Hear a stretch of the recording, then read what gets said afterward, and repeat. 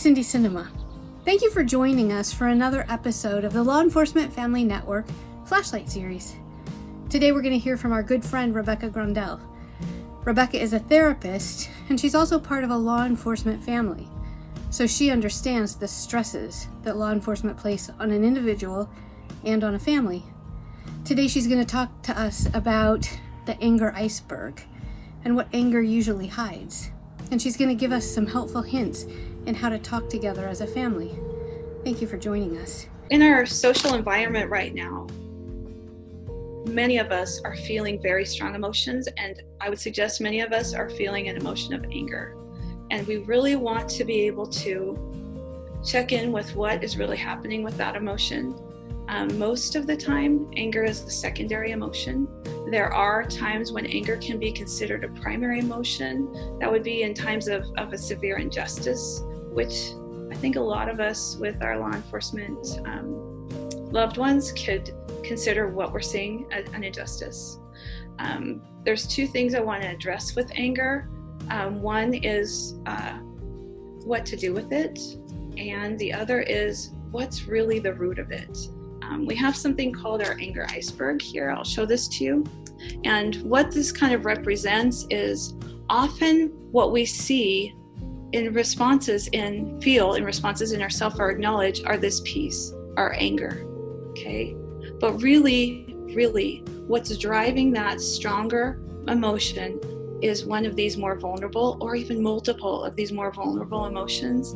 They drive the anger because we are uncomfortable sitting in these more vulnerable emotions, but it feels very empowering and comfortable to go to anger. For some reason, the way our brains and bodies connect is when we go to anger, we dump stress chemicals in our body. I believe our amygdala, our threat warner fires. And so we dump stress chemicals which bathe our brain, bathe our muscles, our vital organs, and that makes our muscles tense and we feel strong. Sometimes our voice gets louder. And in those moments when we feel anger and express anger, we feel a false sense of control. Because in that moment, we feel powerful.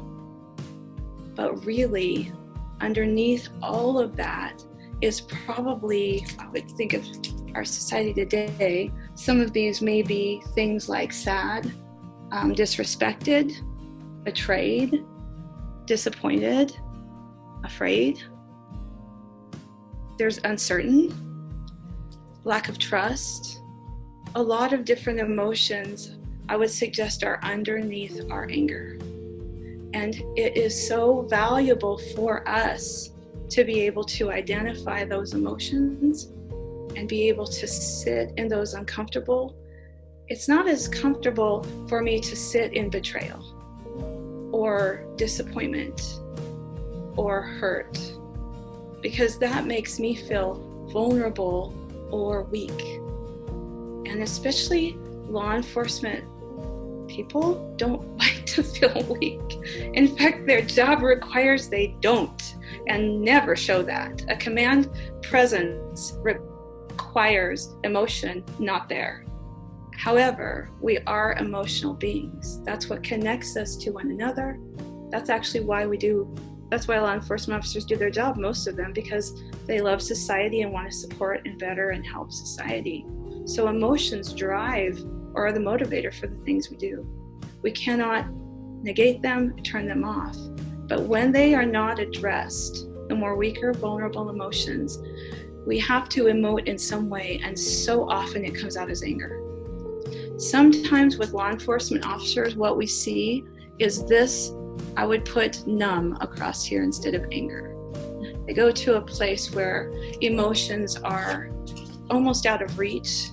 And in order to not feel so big, they go to numb. And I'm certain they do that to protect self and loved ones. However, when we go to numb, because emotions are how we connect to our person, to our children, to our loved ones, that is how we connect. That's what love is. It's an emotion. If we go to numb, we disconnect and we start isolating. And then our people, our loved ones, feel that disconnect and isolation. And when humans, who are bonding mammals, feel disconnect and isolation. They react in very, very aggressive ways sometimes to get back that connection. We refer to that as primal panic. And so sometimes these reaches for connection are something like, you're such a jerk, you never talk to me, you don't even look at me when I'm talking to you, you're staring off. And really what you're saying is, I love you so much, and I miss you so much, and I feel so alone. Can you just look in my eyes and tell me you're there? Very, very different from the reach of anger that you experienced, and a very, very different response if we can get down underneath to our more vulnerable emotions. We can be okay in acknowledging we're having them. And once we acknowledge them to self, we then are okay to communicate them to our people. And then we can connect, just softly connect back up together.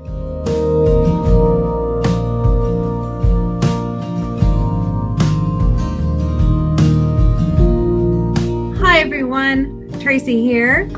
Be sure to subscribe to our YouTube channel to see more videos on the Behind the Badge Foundation Law Enforcement Family Network Flashlight Series. You can also learn more about Behind the Badge Foundation on our website, Facebook, and Instagram pages at behindthebadgefoundation.org. Thank you for joining us in finding our together.